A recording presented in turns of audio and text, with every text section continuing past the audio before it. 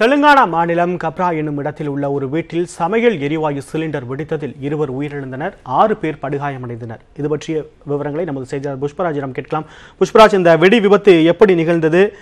போலீசாரின் முதல் கட்ட விசாரணையில் என்ன தெரிய வந்திருக்கு? தெலுங்கானா மாநிலத்தில் உள்ள மேச்சல்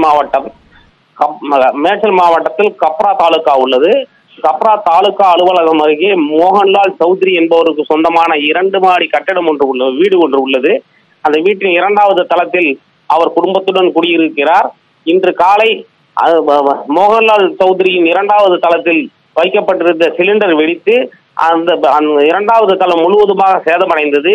விபத்தில் வீட்டில் இருந்த ஏசி உள்ளிட்ட பொருட்கள் தூக்கி எறியப்பட்டன. இந்த சம்பவத்தில் சுவர் இடிந்து விழுந்த போது ரவி என்பவர் அந்த பகுதி வழியாக நடந்து சென்று கொண்டிருந்தார். அவர் மீது சுவர் இடிந்து விழுந்ததில் ரவி சம்பவ இடத்திலேயே மரணமடைந்தார். இந்த விபத்தில் மேலும் 7 பேர் படுகாயமடைந்தனர். அவர்களை அங்கிருந்தவர்கள் உடனடியாக ஆம்புலன்ஸ் மூலம் அருகில் உள்ள தனியார் மருத்துவமனையில் சிகிச்சைக்காக சேர்த்தனர். அங்கு சிகிச்சை அளிக்கப்பட்ட நிலையில் படுகாயமடைந்த 7 பேரில் ஒருவர் அங்கு மரணமடைந்து விட்டார். மேலும் இந்த விபத்து காரணமாக அருகில் உள்ள 5 வீடுகளின் கண்ணாடி ஜன்னல்களும் நொறுங்கி விழுந்து விட்டன. சம்பவம் பற்றி வழக்கு பதிவு செய்த மேச்சல் கப்ரா போலீசார் விசாரணை நடத்திய போது அந்த வீட்டில் ஒரு சிலிண்டரிலிருந்து மற்றொரு சிலிண்டருக்கு கேஸ் மாற்றம் செய்யப்பட்ட போது விபத்து ஏற்பட்டதாக போலீசார் நடத்திய முதற்கட்ட விசாரணையில் தெரிய வந்துள்ளது.